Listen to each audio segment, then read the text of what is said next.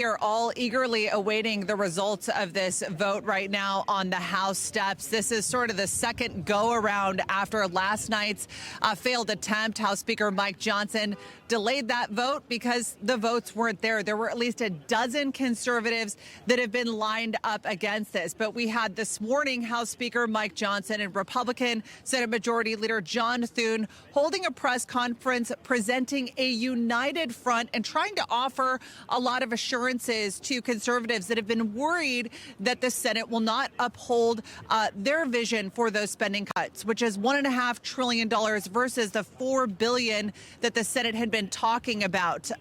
Again, we heard them offering those assurances this morning. Take a listen. We are committed to finding at least $1.5 trillion in savings for the American people, while also preserving our essential programs. The Democrats are out right now trying to make hay out of the fact that we're going to gut Medicaid and all these other things. It's simply not true.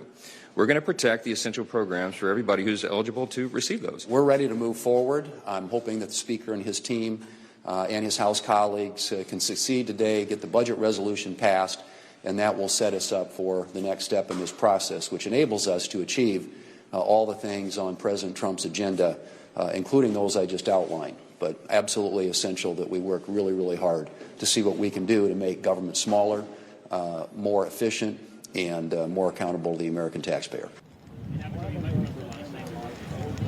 Now, Speaker Johnson did say that he believed that there were the votes to pass this morning. As you can take a look right now at these pictures live from the House floor, there are 180 Republicans that have been voted in favor.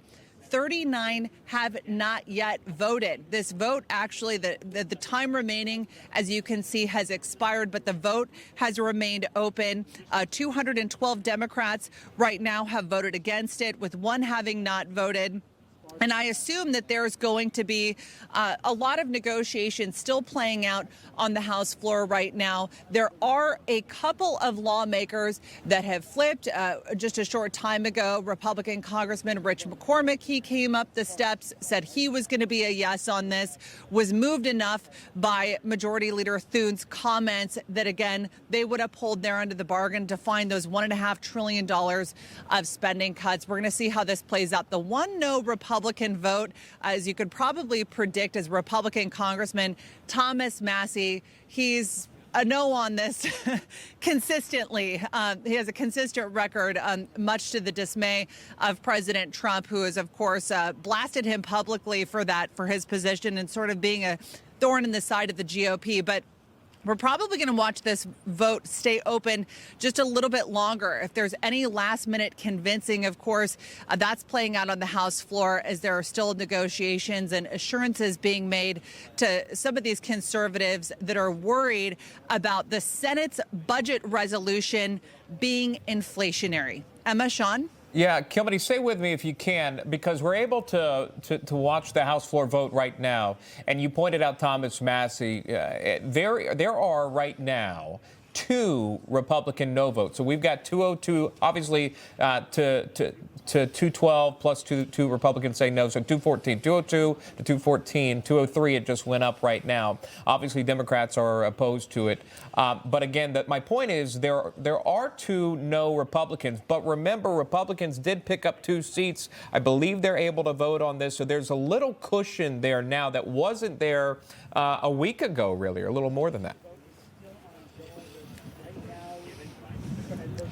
Yeah, and I'm actually seeing right now that the second no vote is Republican Congresswoman Victoria Spartz. She's also been very, very stiff when it comes to this as well, in terms of being a fiscal hawk. Some of those congressional projections showed that the Senate's version of this, again, this is all about paying to extend those 2017 Trump tax cuts. You have to find a way to pay for that to make sure that this isn't something that is adding to the deficit. So this is what they're essentially getting at here. A lot of Senate Republicans right now don't have a huge appetite to cut a lot of these programs. They want to make sure that these essential programs stay in place.